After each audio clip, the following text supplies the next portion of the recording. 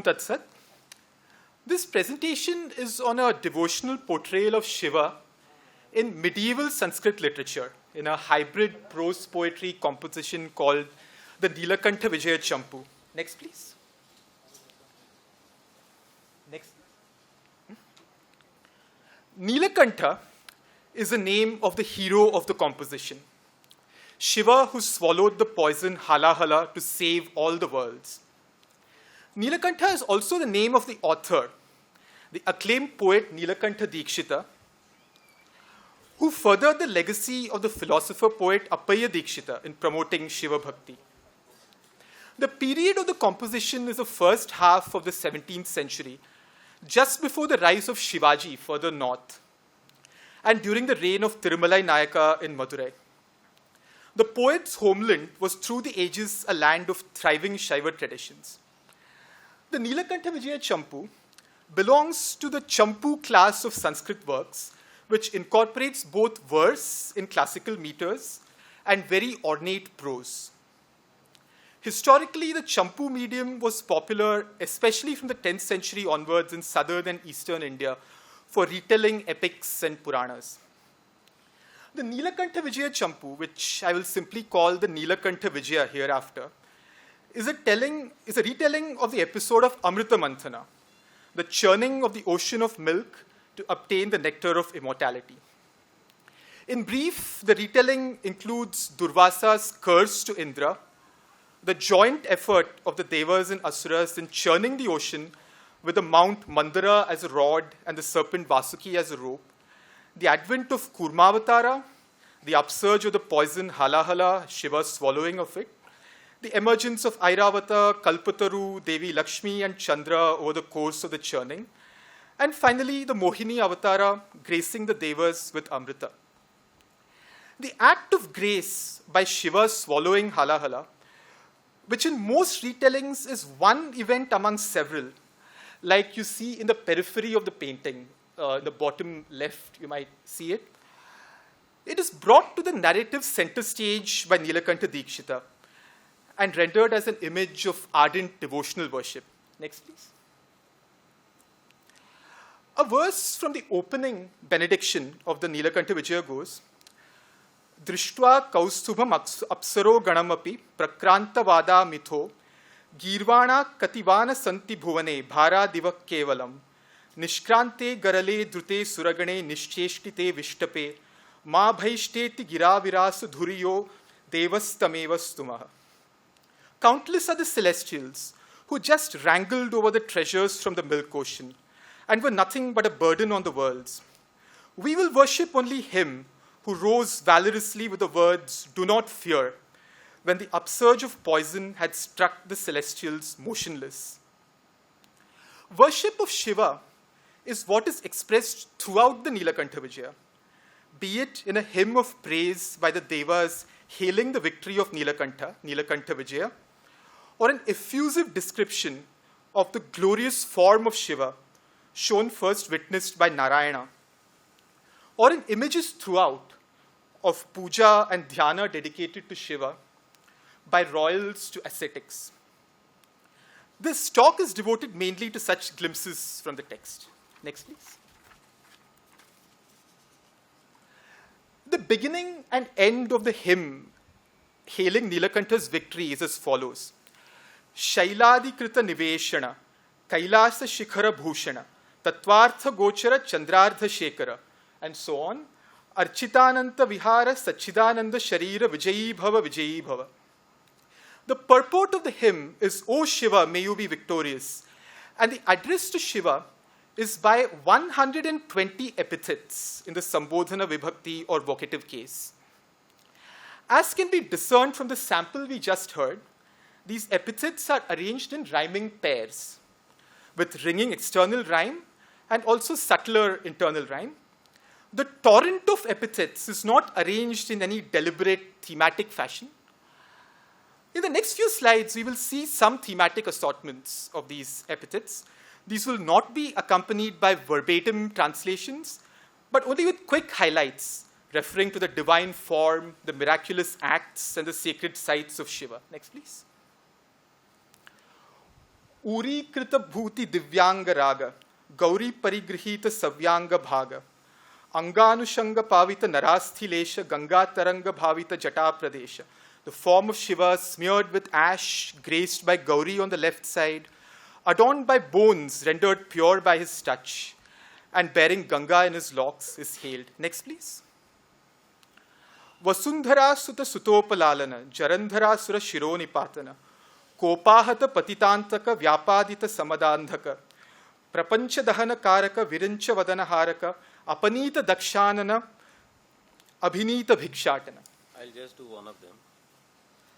These are called khadgas. So just to give you a feel, let me read them the way they are uttered. Actually, this is a royal insignia tradition. Shailadikrita niveshana, kailasa shikara bhushana, tatvartha gochara, chandradha shekhara. And then it goes. And then that's how it comes. Vijayi bhava, Vijayi bhava. These are khadgas. It is done. So it is in that khadga tradition that he is doing this. Okay, thank you. Thank you so much, Professor. So this has become twice blessed, and we'll continue. So the vanquishing of Jarandhara, Yama, and Andhaka are alluded to, as are the punishments meted out to Daksha and Brahma, and the assumption of the mendicant form of Bhikshatana. Here it gets grander. Dharita meru kanana kusuma malika alankara, Dharita darukavana kula palika hankara, Buddha nanartha rahasya shatamanyu mukhyamara bhakti gochara, Dugdhapanartha tapasya dupamanyu vishranita dugdha sagara. These are allusions. There are allusions here to Shiva humbling the ascetics of Darukavana, of gracing Upamanyu with milk.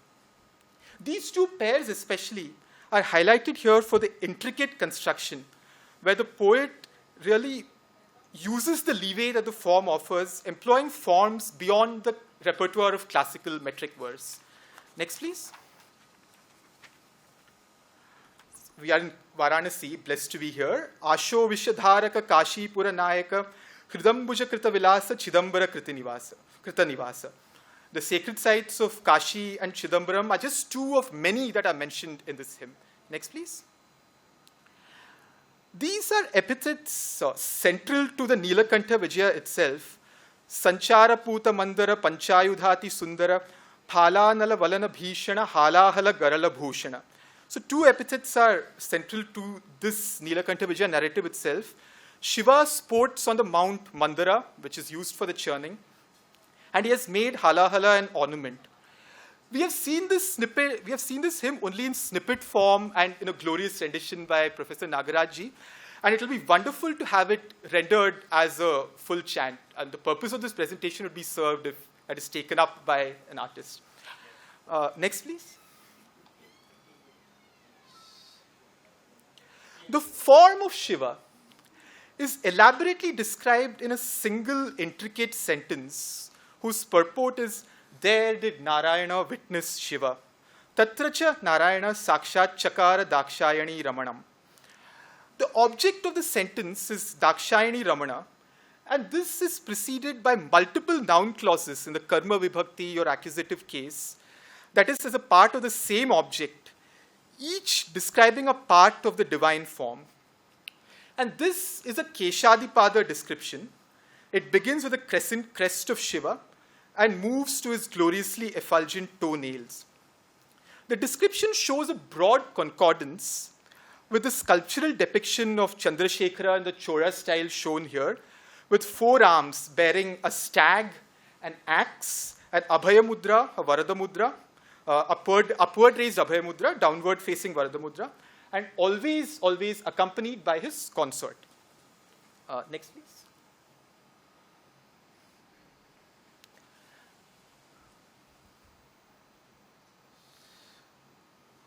Next, please. Mm-hmm.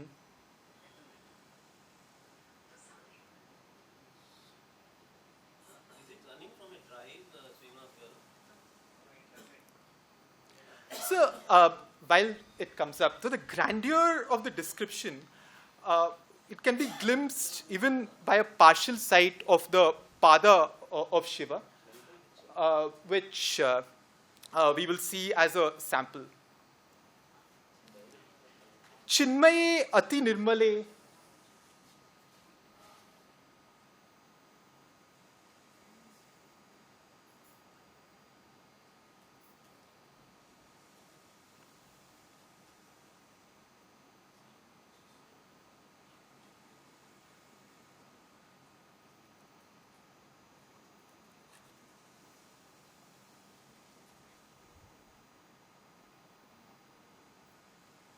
The feet of Shiva are attained by one-pointedness, by a patient wait.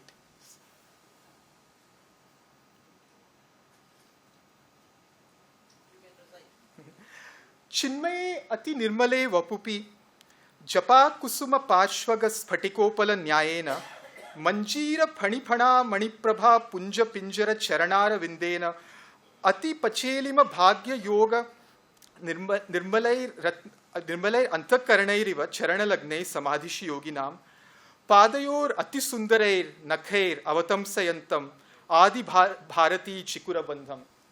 Narayana sakshat chakara dakshayani ramanam.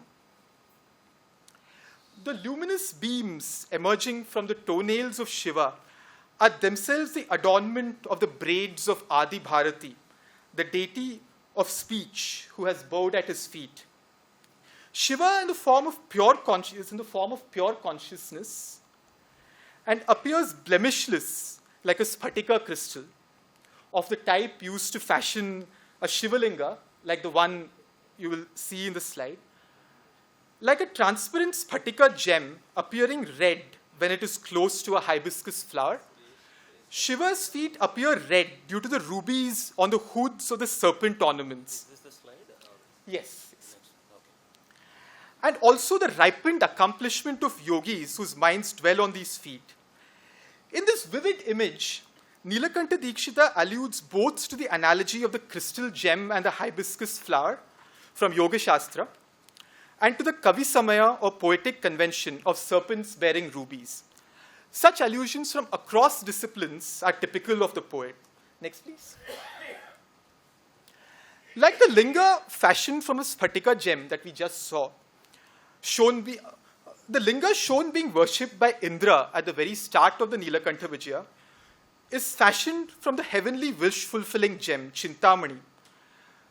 Daharakasha paripujita divya lingakriti pratisthapya chintamanimayam kimapi parameshwaram lingam. The linga is described as an image of an inner linga, worshipped in the heart of the devotee. Besides the elaborate Shodashopachara puja by Indra, the Nīlakaṇṭhavijaya also describes dhyana of Shiva by Indra, by Vishnu, by the whole host of devas exiled from Swarga, and the sage Durvasa uninterruptedly.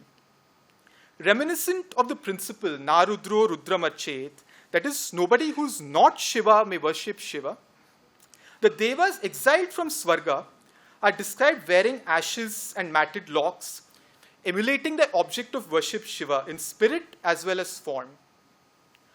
Durvasa, who is engaged in constant inner contemplation of Shiva, is described having many outer attributes of Shiva and in fact called an avatara of Shiva. The image on the slide is not a portrayal of a Nīlakaṇṭhavijaya character, but of Pusalar Nayanar, who manifested a temple to Shiva entirely in his heart. The image is chosen to represent the themes of worshipping Shiva in the heart and of worshippers bearing the marks of Shiva. Next, please.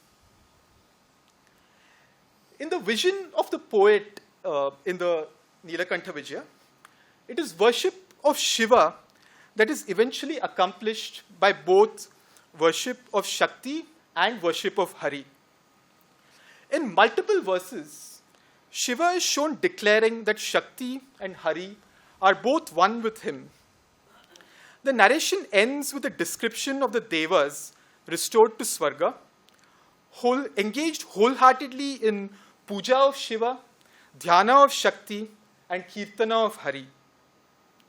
The verse addressed to Mohini by the devas in simultaneous praise of Hari, Shakti, and Shiva is a fitting way to conclude this presentation too. Vandamahe Kamalanabham Anantamadyam, Vandamahe Bhuvanamohana Shakti Maishim, Vandamahe Tadubhaya Advaya Vadamulam, Nīlakaṇṭhavijayacampū Avatansitam Chandrarekham. Om Tat Sat. With that, I'll be glad to take any questions.